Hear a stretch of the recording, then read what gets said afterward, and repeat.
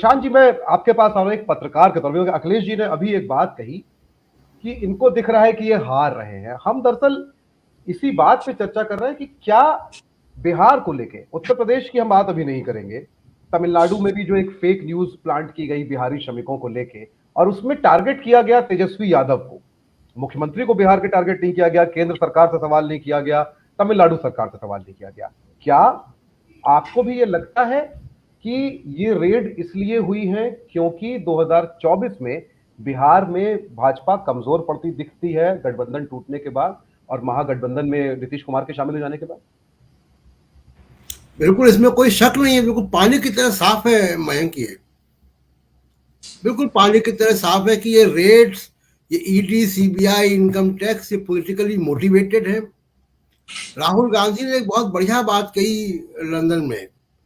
बात ये कही कि विपक्ष और बीजेपी का आपसी लड़ाई नहीं है, पूरा सिस्टम एक साथ है, लेवल प्ले फील्ड नहीं है। इलेक्शन कमीशन भी पक्षपातपूर्ण रवैया रखता है। और अब तो एक नई परिपाटी देखी मेरे इतने लंबे पत्रकारिता करियर में, और आप लोगों ने भी देखी होगी। सभापति राज्यसभा के, लोकसभा स्पीकर, ये किस स्तर पे बयानबाजी कर रहे हैं। मुझे कहते हुए बड़ा खेद हो रहा है कि उपराष्ट्रपति भारत के प्रोटोकॉल में नंबर 2 का संवैधानिक व्यक्ति है, और किस तरीके से उन्होंने कल लगभग उकसाने वाला, जिसको आप किसी भी तरीके से जो है किसी भाषाविद को भी आप समझाएंगे, वो उन्होंने उकसाने वाला काम किया कि आप विपक्षी नेताओं से निपट लो। ये उपराष्ट्रपति की भाषा है, जिसके ऊपर 2 बड़ी जिम्मेदारी है। उपराष्ट्रपति भी है और एक जिसको कहते हैं अपर हाउस के वो सभापति भी हैं। बहुत ही खेदजनक बात है और बहुत चिंताजनक बात है भारत के लोकतंत्र के लिए कि कोई सेफ्टी वॉल बचा ही नहीं। अब दूसरी बात, जो कि पॉलिटिकल बात आपने की है, पॉलिटिकल बात पे भी मैं आऊंगा, लेकिन आप देखिए कि ईडी काम कैसे कर रहा है। क्या ये रूल ऑफ लॉ का सिद्धांत यहां लागू हो रहा है? कैसे ये संविधान, ये जो एजेंसियां हैं, ये किसी कानून के प्रति जवाबदेह है कि नहीं है? अभी लालू जी और उनके परिवार की बात तो अभी आएगी। मैं बात कर रहा हूं कि लगभग 8 महीने हो गए सोनिया गांधी को 11 घंटे बैठाया गया 2 बार, राहुल गांधी को 55 घंटे बैठाया गया 4-5 दिन तक, 5 दिन तक लगातार ईडी में, एक प्राइवेट व्यक्ति के कंप्लेंट पर। और वो भी जो केस बंद हो चुका था उसको रिवाइव किया गया। जिस अधिकारी ने केस बंद किया था उसको सजा भी दी, लेकिन 8 महीने बाद वो कहाँ है? क्या कोई चार्जशीट फाइल हुई? क्या ईडी ने बताया? दूसरी एक महत्वपूर्ण बात यह है कि ईडी के अधिकारी मीडिया में सेलेक्टिव लीक कर रहे हैं। या तो ईडी को बहुत शौक है तो प्रेस कॉन्फ्रेंस करें, सेलेक्टिव लीक कर रहे हैं कि 150 करोड़ का मकान, 250 करोड़, इतना बरामद, ये चीज है, वो चीज है, जिसका कोर्ट में आप प्रूफ नहीं कर पाएंगे। या तो आप ईडी के अधिकारी कैमरे के सामने आकर बात करें, या अदालत में एफिडेविट दें, या चार्जशीट दाखिल करें। ये जो लीक करके, तो इससे लगता है कि पॉलिटिकल योजना के तहत हो रहा है कि सोनिया गांधी, राहुल गांधी को बुलाया, तमाम तरीके की अनाप शनाप बातें लीक हो गई, और 8 महीने हो गए, कोई जवाबदेही नहीं है। ना अदालत कुछ पूछ रही है, ना कोई और बाकी संवैधानिक संस्थाएं पूछ रही है। अब ये ईडी के जो डायरेक्टर साहब हैं, ये भी बड़े विचित्र व्यक्ति हैं। इनका नाम है जी संजय कुमार मिश्रा। ये तीसरी बार एक्सटेंशन में है। इनका तीसरी बार एक्सटेंशन के बाद कार्यकाल अभी नवंबर 2023 तक है। मुझे लगता है कि इनके कंधे पे इतनी जिम्मेदारी है कि शायद चुनाव 2024 का कैसे कराएंगे इनके बगैर मोदी जी। तो और इनका भी अपॉइंटमेंट और एक्सटेंशन का मामला सुप्रीम कोर्ट में लंबित है। आप देखिए कि सरकार में कोई रिटायर ही नहीं हो रहा है। ना कैबिनेट सेक्रेटरी रिटायर हो रहे हैं, ना गृह सचिव रिटायर हो रहे हैं, ना डिफेंस सेक्रेटरी रिटायर हो रहे हैं, सब एक्सटेंशन पे हैं। तो बड़ा विचित्र आलम है इस सरकार का। प्रशांत जी, आपके पास आ रहा हूं फिर से। और ये जो बात अभी अखिलेश जी ने कही, और उस पे एक बहुत दिलचस्प टिप्पणी आई है हमारे पास एक दर्शक की। उन्होंने कहा कि बाकी कांग्रेस जो है वो कब मुखर होगी, क्या राहुल गांधी ने अकेले ठेका लिया हुआ है बोलने का, विपक्ष बनने का। ठीक है, यही बात अशोक जी भी अभी कह रहे थे। आप इसे कैसे देखते हैं? हाँ, नहीं, कांग्रेस पे आपका जवाब बात का जवाब देंगे, लेकिन अभी जो जो मौजूद है, आप ये देखिए कि इन्फोर्समेंट डायरेक्टरेट के रेट्स का आंकड़ा क्या है और क्या जवाबदेही है।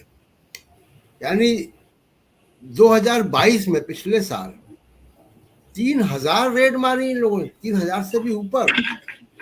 और जब से मोदी जी आए हैं, कन्विक्शन कितना हुआ है? 23 केसेस का 23। आप ये देखिए कि जमीन आसमान का, यानी आप केवल छापे मारकर अखबारों की, मीडिया की सुर्खियां पैदा कर रहे हैं। 98% पॉलिटिशियंस है, विपक्ष के लोग हैं। तो क्या ये माना जाए कि 140 करोड़ के देश में केवल विपक्ष के नेता ही भ्रष्ट हैं? मैं किसी केस की मेरिट में नहीं जा रहा हूं। अडानी जी की वजह से 12 लाख करोड़ रुपए डूब चुका है। दुनिया की सारी बड़ी क्रेडिट रेटिंग एजेंसीज ने, मीडिया हाउस ने सवाल खड़े किए हैं। खुद अपना ही वो शेयर्स बेच रहे हैं, कंपनियां बेचने लगे हैं, लेकिन उनके पास ईडी नहीं गया है। कब जाएगा ईडी उनके पास?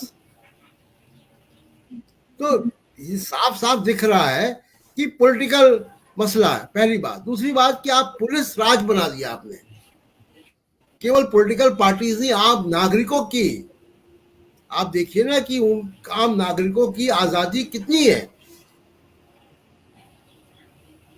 आप सोशल मीडिया पे कुछ लिखेंगे, पुलिस आ जाएगी। आप किसी के खिलाफ कुछ करेंगे, अभी दिल्ली में, कल की बात आपको बता रहा हूं, दिल्ली में एक सेमिनार हो रही, सेमिनार को पुलिस ने नहीं होने दिया, कोर्ट का स्टे लाना पड़ा। और कोर्ट के स्टे के बाद कोर्ट ने जो एक लंबी गाइडलाइन बनाई है 30 लोगों की सेमिनार के लिए, तो कोई आम आदमी तो उस सेमिनार में जा नहीं पाएगा। आप बताइए कि कौन जाएगा उस सेमिनार में जब वो Aadhaar card, voter ID, pan card, उसका रेजिडेंशियल एड्रेस सब आप लिखोगे। पुलिस, कितना खौफ आप पैदा कर रहे हैं। और एक बात, क्योंकि बहुत सारे हमारे दर्शक और आज के युवा लोगों को इमरजेंसी की बात याद नहीं है, और वो इमरजेंसी की बातें बहुत हो रही हैं। खुद अभी उपराष्ट्रपति जगदीप धनखड़ भी बात कर रहे थे इमरजेंसी की। मैं इमरजेंसी की बात करता हूं आपको, और कैसे भारत के लोकतंत्र में डीएनए है, ओ सॉरी, डीएनए में, भारत के डीएनए में लोकतंत्र है, इसकी बात मैं बताता हूं आपको। मुझे इमरजेंसी की याद है, मैं स्कूल में था, सारी ट्रेनें टाइम से चलती थी, बसें टाइम से थी। वो जमाना था 75 का, जब पूरा मिडिल क्लास राशन की दुकान पर निर्भर होता था। कपड़ों पे भी राशन की दुकान में रेट लिस्ट होती थी, कोई ब्लैक मार्केटिंग सब बंद हो गई थी। कोई मिट्टी का तेल का, चीनी का, गेहूं का कोई ब्लैक मार्केटिंग नहीं हो रहा था, सब मिलता था राशन।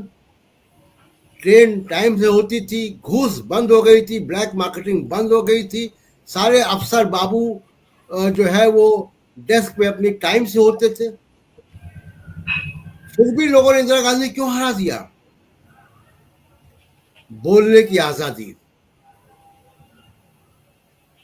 आप पुलिस राज करेंगे तो देश की जनता नहीं बर्दाश्त करेगी। हो सकता है कि हम अपने इको चैम्बर में, सोशल मीडिया में हमको दिखाई देता हो कुछ हजार, 10 लाख, 20 लाख लोग एक तरीके की बातें कर रहे हैं, लेकिन देश बहुत बड़ा है। और अभी मैं दिन भर जिस मीटिंग से होकर आया हूं, मैं उसी की बात बताता हूं। देश भर से लोग आए थे, ज्यादातर लोगों की चिंता फेडरल स्ट्रक्चर को लेकर है, संघीय ढांचे को लेकर है। हम हिंदी बेल्ट में बात कर रहे हैं ना, आप हिंदी बेल्ट के बाहर जरा के जाके देखिए कि लोगों की भावनाएं क्या है। और सिर्फ एक और बात मैं आपको बता दूं, आउट ऑफ कॉन्टेक्स्ट ना हो जाए, लेकिन फिर भी आप जरा 3 दशक पहले जाइए, देश की राजनीति क्या क्या थी। इंदिरा गांधी भी तो यही कर रही थी, कभी एनटी रामाराव की सरकार को गिरा देना, कभी फारूक अब्दुल्ला की सरकार को गिरा देना, मुख्यमंत्री दिल्ली से होते थे, गवर्नर उन्होंने भी ऐसे टेढ़े मेढ़े बनाए जैसे गवर्नर आजकल बनते हैं। क्या हुआ? उसी साउथ इंडिया ने, जिसने इमरजेंसी के बावजूद इंदिरा गांधी को 100 से ऊपर सीटें दी थी, इज्जत बचाई थी, उसी साउथ इंडिया में, और जितना भी गैर हिंदी भाषी क्षेत्र है, आज आप देखिए कि हर गैर हिंदी भाषी राज्य में लगभग सब अपनी पार्टी जो है, क्षेत्रीय पार्टी है उनकी अपनी, और कई राज्यों में विपक्ष की पार्टियां भी उन्हीं की पार्टियां हैं। तो ये अगर आप फेडरल स्ट्रक्चर के साथ छेड़छाड़ करेंगे, पुलिस राज करेंगे, रेड राज करेंगे, मुझे लगता है कि इसका जनता बहुत जवाब देगी। लेकिन एक आशंका और है जो मैं सुन रहा हूं तमाम पॉलिटिकल सर्कल्स में, सब जगह, कि आने वाले दिनों में ये रेड राज कई गुना बढ़ने वाला है। सारे बड़े नेताओं को जेल में डाल देंगे। ये हताशा है, ये डर है। और दूसरा उसका एक पहलू और है, उसके बाद में हम लोग अशोक जी की बात सुनेंगे। देखिए, सत्ता जब बहुत निरंकुश पहुंचती है तो उसका एक और उसमें प्रतिफल होता है। वो क्या होता है, ऑफशूट क्या होता है, एक कोठरी बन जाती है। इमरजेंसी के समय भी एक कोठरी थी, उसी कोठरी ने इंदिरा गांधी को बदनाम किया था। राजीव गांधी के इर्द गिर्द भी एक कोठरी बन गई थी, यहां भी एक कोठरी बन गई है। और वो कोठरी किसके हित में काम करती है, क्या करती है, कुछ नहीं, ये हम नहीं कह सकते। लेकिन वो कोठरी का अंजाम हम जानते हैं इतिहास में क्या रहा है, कि कोठरी ने इतिहास में क्या किया है। और ऐसा नहीं है कि भारतीय समाज का जो ढांचा है, बेसिक कैरेक्टर है, बेसिक डीएनए है, वो बदल गया है। पीढ़ियां बदलती हैं, नई चीजें आती है, नई टेक्नोलॉजी आ गई। आज से 20 साल पहले सोशल मीडिया नहीं था, सोशल मीडिया है। लेकिन इतिहास की दिशा, अशोक जी इतिहास लिखते हैं बहुत, इतिहास की दिशा को आप बहुत आराम से उसका प्रिडिक्शन कर सकते हैं कि चीजें किस तरफ जाएंगी।